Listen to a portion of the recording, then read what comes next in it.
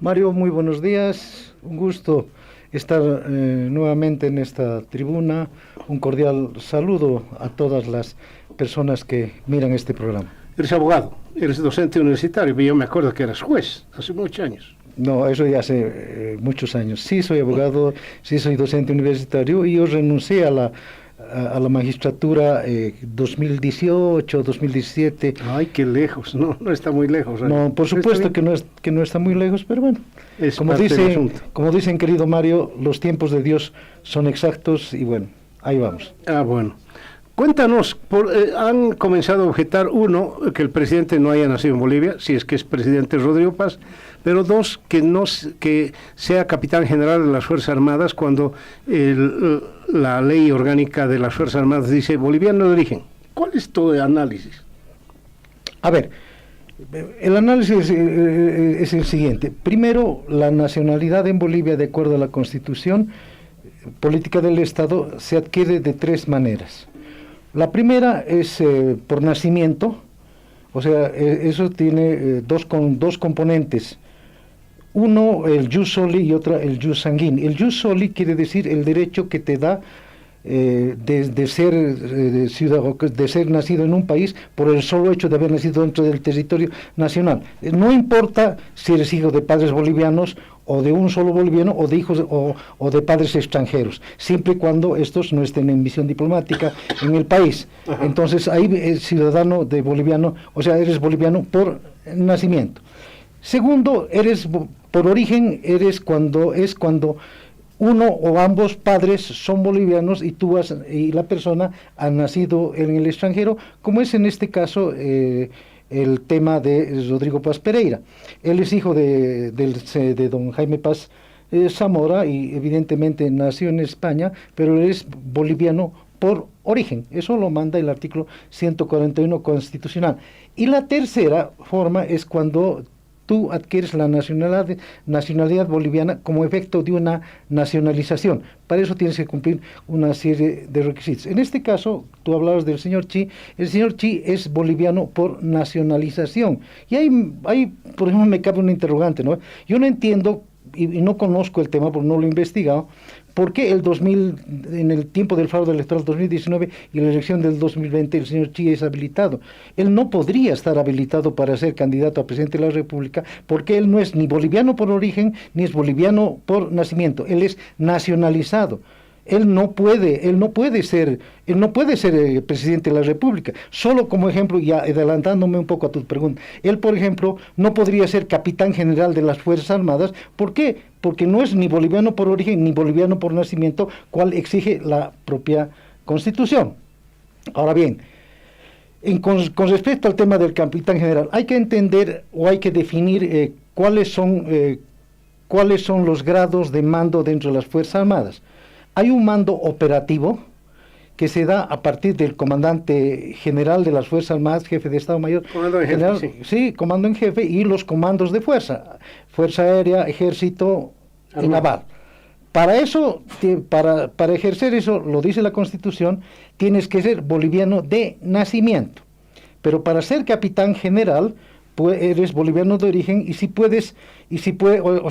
obviamente que puedes ejercer el cargo de capitán general de las Fuerzas Armadas. Ah, claro, aquí esta Constitución es un cargo honorífico, digamos, no honorífico, es un cargo, ¿qué te digo? Es porque eres el presidente.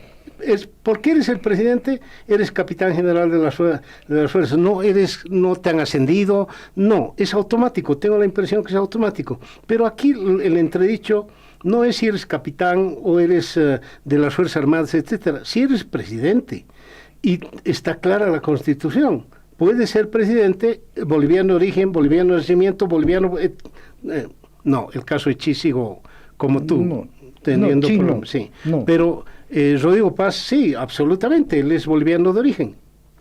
Claro, Rodrigo Paz es pues boliviano de origen, y en cuanto al tema del capitán general, o sea, esto subraya la vital importancia que tiene el control civil sobre las Fuerzas Armadas para el mantenimiento de la democracia y la estabilidad institucional.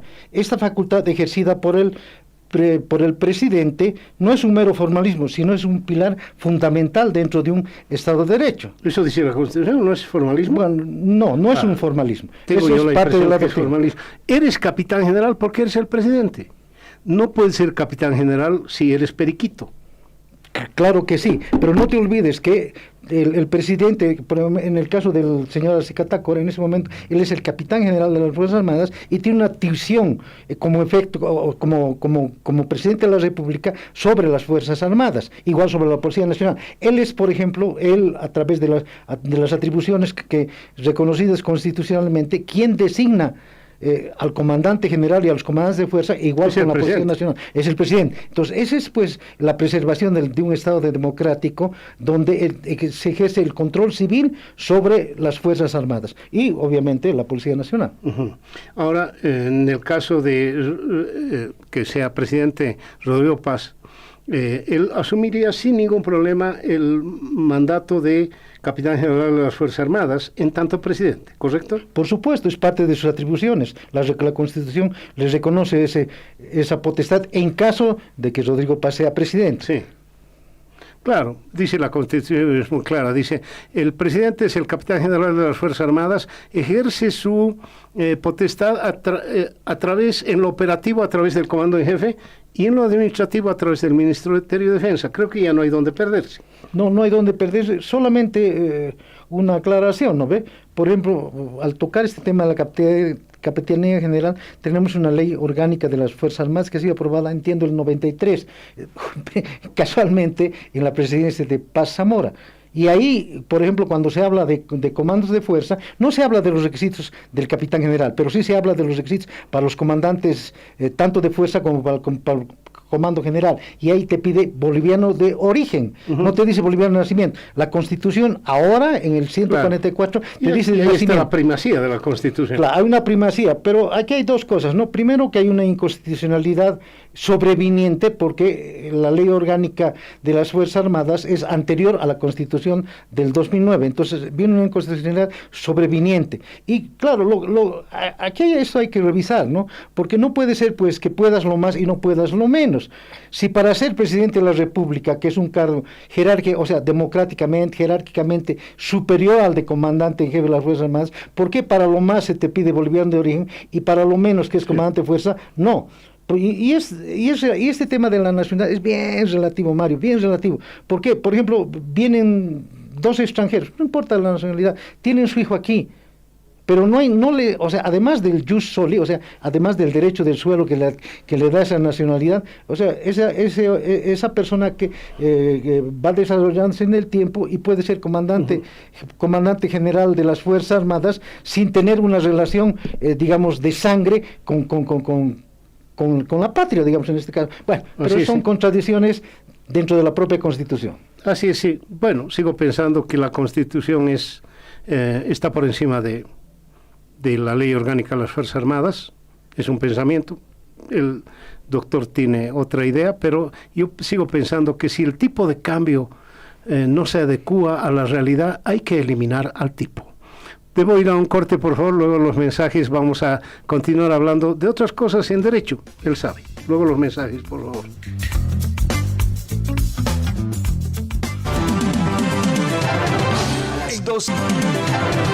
Continúe en sintonía de El Café de la Mañana. El Café de la Mañana.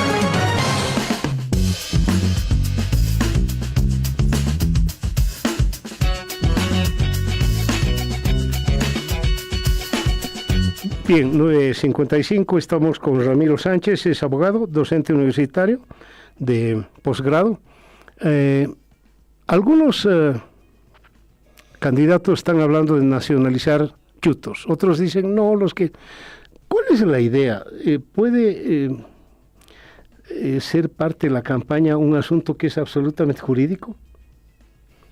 A ver, yo no tengo mucho conocimiento del tema, pero intuitivamente voy a dar una respuesta. O sea, más que jurídico, este es un tema económico, un tema político. Entonces, yo sí personalmente soy partidario de que se proceda a nacionalizar los autos chutos. Hemos vivido con mucha intensidad una serie de arbitrariedades en estos últimos años. Obviamente no todo ha sido arbitrariedad, eso también hay que reconocer, pero este tema de los autos chutos es parte de esas arbitrariedades. Por ejemplo, y no es desconocido para nadie, tú entras a los Yungas y demás, y más adentro, el 90% de los automóviles o de las movilidades son chutas, no tienen papeles. Pasa lo mismo Caracollo, pasa lo mismo por el Beni, bueno, y en toda. Entonces, ¿hasta cuándo vamos a vivir en la ilegalidad? Tienes dos caminos, ¿sí? Uno, ¿cómo se llama? El secuestrar todas esas movilidades y quemarlas. Lo que política, económicamente y hacerlo en la práctica no es lo recomendable, porque obviamente vas a afectar muchos intereses de muchas personas que en la mayoría de los casos es pues gente que trabaja, es gente que vive de su trabajo y obviamente compra estas movilidades porque resulta más barato. Entonces, querido yo creo doctor, que es tiempo de legalizar. El hecho de trabajar no te da derecho a violar la ley. Ahora bien, entiendo, dice que hay unos dicen 2 millones, otros dicen 1 millón, nadie se pone de acuerdo, pero te desangran el combustible. 1, 2. Si un auto ha sido robado en Chile, ¿hay que nacionalizarlo? No, pero es que el tema es el siguiente, querido Mario. Si se llega a establecer la nacionalización de los chutos, entonces el gobierno que venga, sea el que sea, o el que decida nacionalizar los chutos, tiene que tener la reglamentación bien clara. Y entonces, ¿qué es lo que quiere decir esto? Que tiene que establecerse el origen de ese auto chuto. No necesariamente puede ser Chile, porque entiendo que han ingresado del Perú y también han ingresado del Brasil, y son bastante, o sea, de todas las fronteras, Paraguay, de todas las fronteras. Entonces, lo que tú tienes que hacer es reglamentar, y parte de esa reglamentación es certificar que esas movilidades no hayan sido robadas en el extranjero. Pero si han sido robadas y un señor que no sabe que ha sido robado y trabaja en tu argumento tan conmovedor, ¿deberían nacionalizarlo o ni así? No pueden nacionalizar. En este caso, acude temas de derecho internacional, y lo que correspondería es que tanto la aduana como la Policía Nacional, sobre todo en el tema de tránsito, tienen que proceder conforme a norma, y pues en su caso tendrán que devolver esas movilidades. Ahora, pasa un tema muy interesante, ¿no? Que sobre todo se da en el Brasil, creo, con más intensidad que en Chile. Es que lo que pasa es que roban las movilidades, pero el seguro las cubre.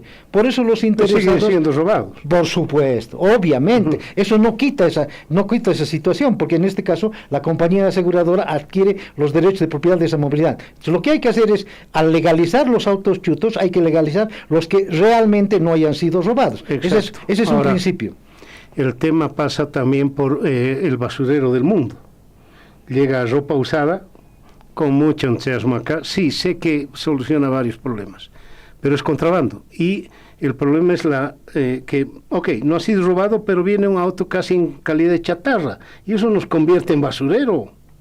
Por supuesto que nos convierte en basurero, pero también no te olvides que además de la reglamentación, de estas reglamentaciones para nacionalizar, pues en este caso, aunque es más lírico que práctico, están pues las inspecciones que hacen, por ejemplo, las de la dirección de tránsito, claro, que es más lírico, ¿no? Que certifica cuál es el estado de una movilidad. Pero, Mario, estamos en un estado democrático, estamos saliendo de un periodo muy duro, muy arbitrario, por decirlo menos, pero pues, aunque tú me has dicho muchas veces que soy muy soñador, que como catedrático está bien, pero en la realidad no, pero es tiempo de que aprendamos a vivir en democracia, es tiempo de que dejemos las broncas a un lado, es tiempo de unidad del país, y parte de esa unidad es pues democratizar el país, y parte de esa democratización no solamente se trata de respetar la basura, sino se trata de que el organismo operativo de tránsito cumpla con su misión, ¿no? Y su misión es inspeccionar en la realidad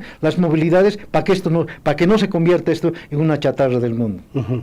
Bueno, se me acaba el tiempo. Te agradezco mucho, Ramiro, por haber venido. Gracias. Mario, gracias, un gusto estar nuevamente contigo, y un cordial saludo nuevamente a los participantes en este programa. Claro que sí. Vámonos a seguir soñando. Vámonos a un corte, por favor.